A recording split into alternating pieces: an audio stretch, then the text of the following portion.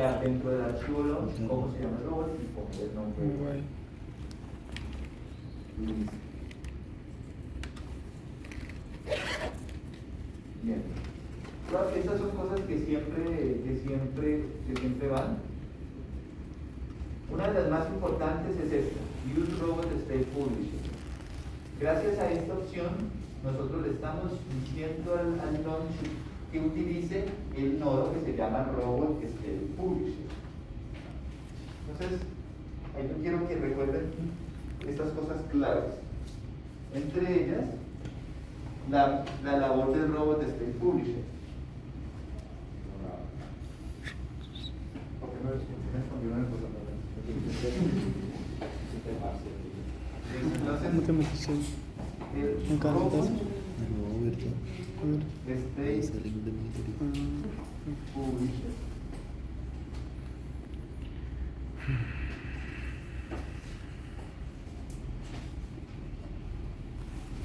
Bien, se va a encargar de tomar la descripción del URL y además los datos que vienen de sensores en el caso del robot físico y va a publica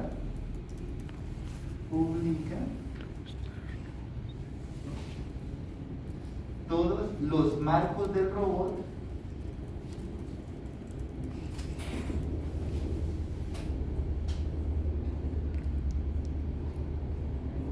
en TF2. TF2 es el Transform Library.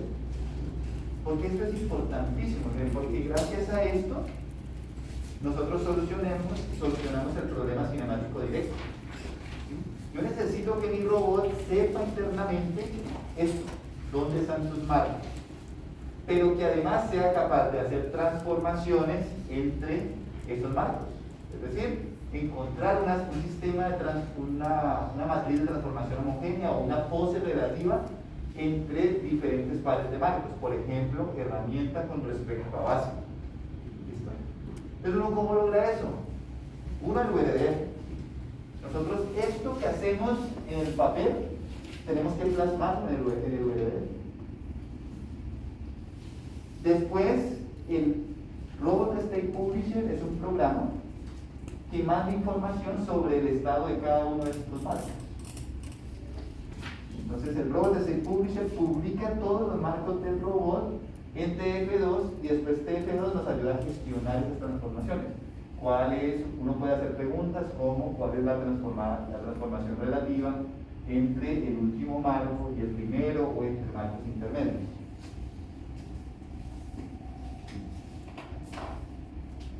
Bien. Ustedes tienen en modo virtual un archivo launch que se llama display.launch. Ahí yo le hice unas pequeñas modificaciones que vamos a ver en la próxima clase. La única modificación, de hecho, era que yo aquí tenía el nombre de otro paquete, pero es Robot 1 Description porque ese fue el nombre que le pusimos a nuestro paquete. Y el resto era las dependencias de las que ya les hablé.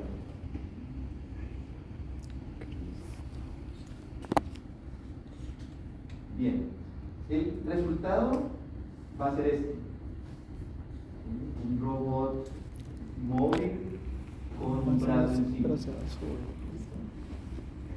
Este es el robot que contiene el URDF o que describe el URDF que les compartí. Las personas tienen que mandar.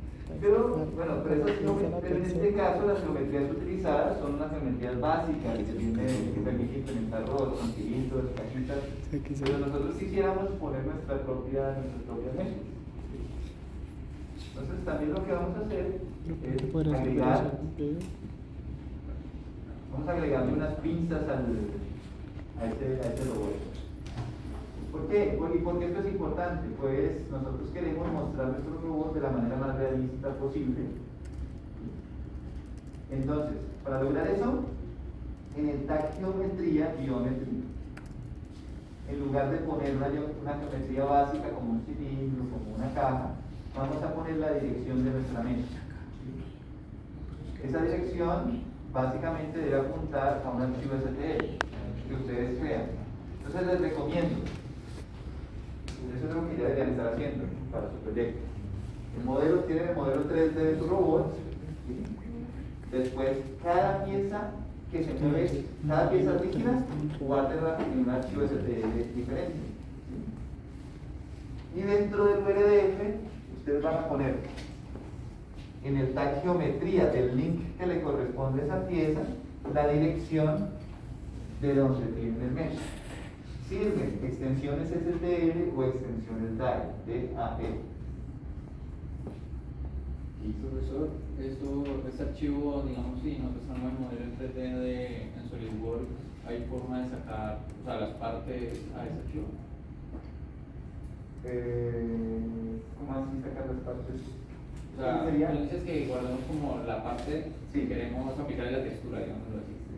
Si yo tengo la pieza hecha en 3D en SolidWorks, pues los archivos de SolidWorks tienen una extensión más larga, pero para guardar una Ah, no, extensión, ustedes le dan guardar como y ahí aparece, ahí aparece STL.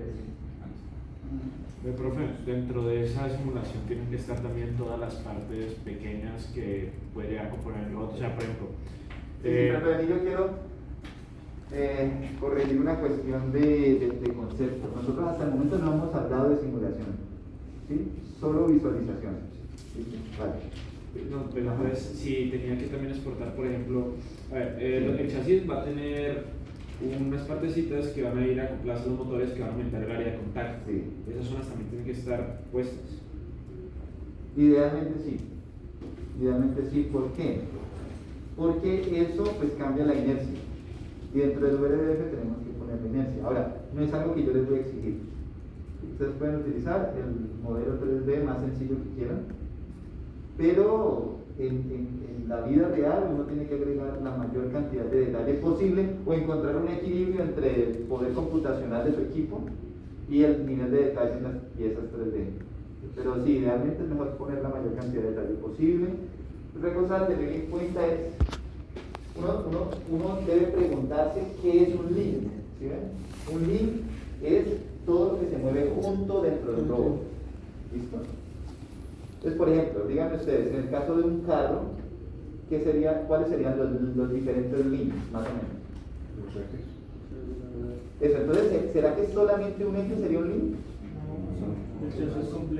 El chasis completo puede ser un link, sí. Pero ¿un eje será un link?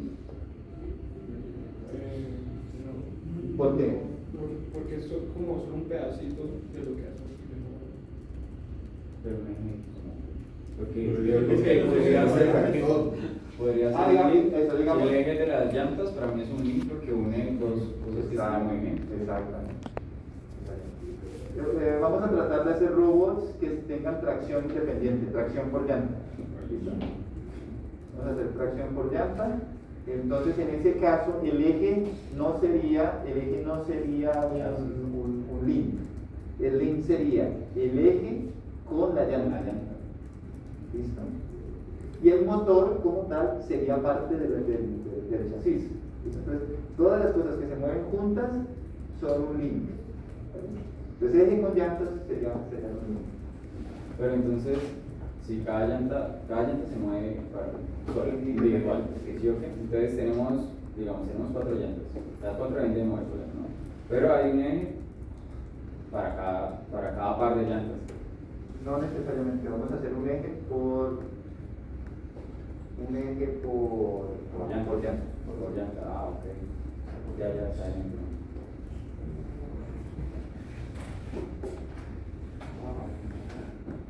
Y la descripción de un detalle, por ejemplo, entre las articulaciones. La pregunta es que queremos preguntas pero la descripción Y las articulaciones, los joints, me permiten unir links. Pero como tal, los rodamientos y la parte física de la articulación van en link. Dentro del joint, nosotros simplemente describimos el movimiento relativo. O sea, el joint como tal va a tener un marco de referencia, pero no tiene una estructura física. Simplemente la idea es decir, en ese eje, estos dos links se van a mover relativamente. Pero si yo quiero poner los rodamientos, poner detalles físicos de la articulación, eso va dentro del link.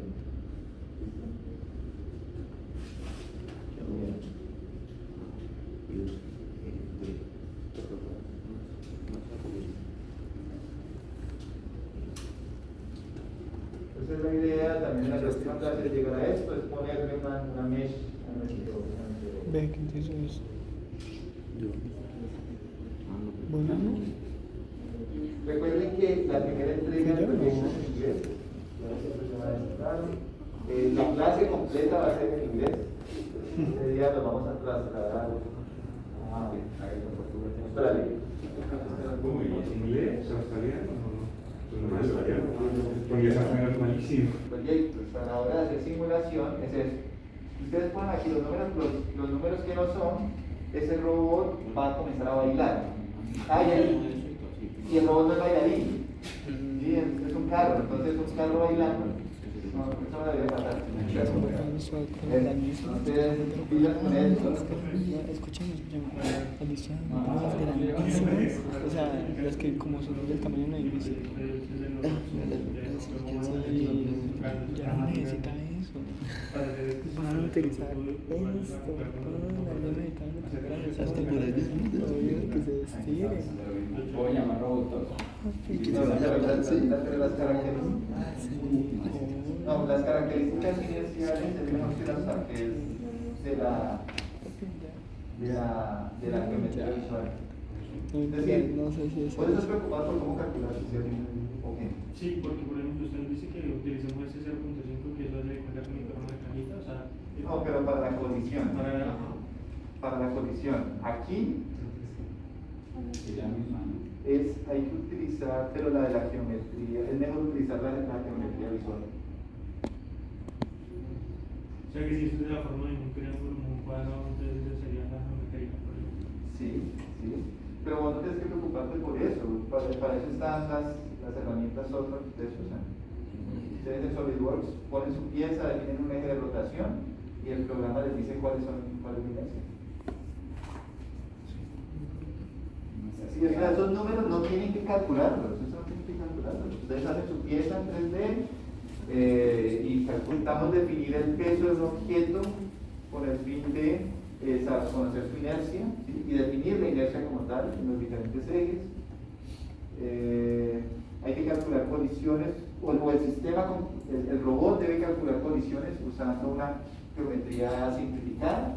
Por eso en el tal de colisión ponemos esa geometría simplificada.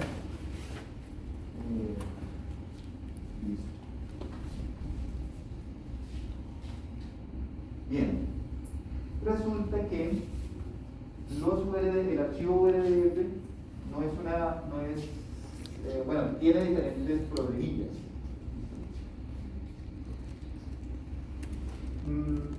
¿Cuáles son esos problemas? Uno, dentro de un archivo URDF yo no puedo importar otro archivo URDF. Digamos que tenemos el URDF de nuestro robot y queremos ponerle una cámara. ¿Sí? Cuando nosotros queremos adicionar sensores a nuestro robot, también tenemos que agregar URDF. Entonces se van a dar cuenta cómo nosotros agregamos la geometría en el URDF y también yo necesito después adicionar un comportamiento dentro del mismo URDF. Hay cosas que se deben adicionar. Entonces, si queremos usar URDF, a mí me tocaría copiar el URDF de la cámara y pegarlo dentro del URDF de mi robot. ¿Sí? Entonces imagínense lo grande que es el archivo y desordenado que se va a poner a medida que nuestro robot crece. Ese es un problema del URDF.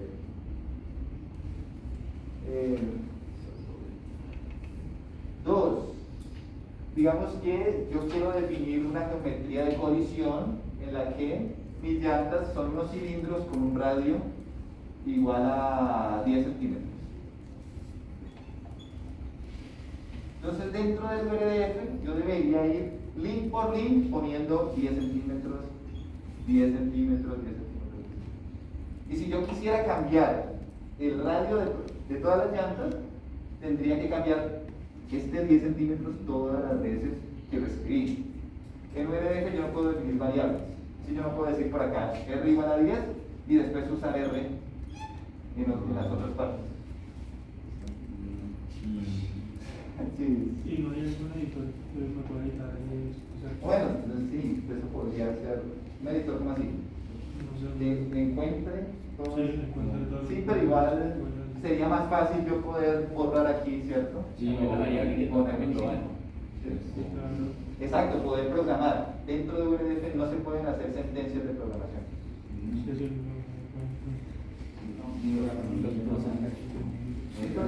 La flexibilidad de VDF se reduce cuando trabajamos con robots complejos, ¿sí?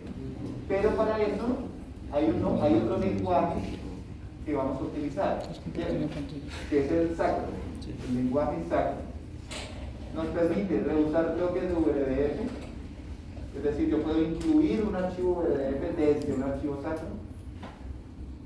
Podemos adicionar variables constantes, expresiones matemáticas, condicionales. Podemos crear macros. ¿Qué es un macro? Un macro es como una especie de función. Es un conjunto de funciones, ¿no? ¿Cómo? Es como un conjunto de funciones, ¿no? O conjunto de funciones. Sí. Entonces, eso. Gracias a Sacro, nosotros podemos poner dentro de la descripción de un robot métodos.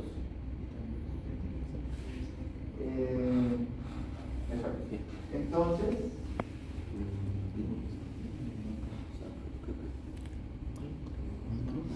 entonces la invitación es a que utilicemos Sacro en lugar de VDF. Muchas personas prefieren el VDF porque pues uno tiene un control más detallado de lo que está pasando, aunque el archivo se vuelve muy desordenado. Entonces, igual ustedes pueden utilizar el que quieran.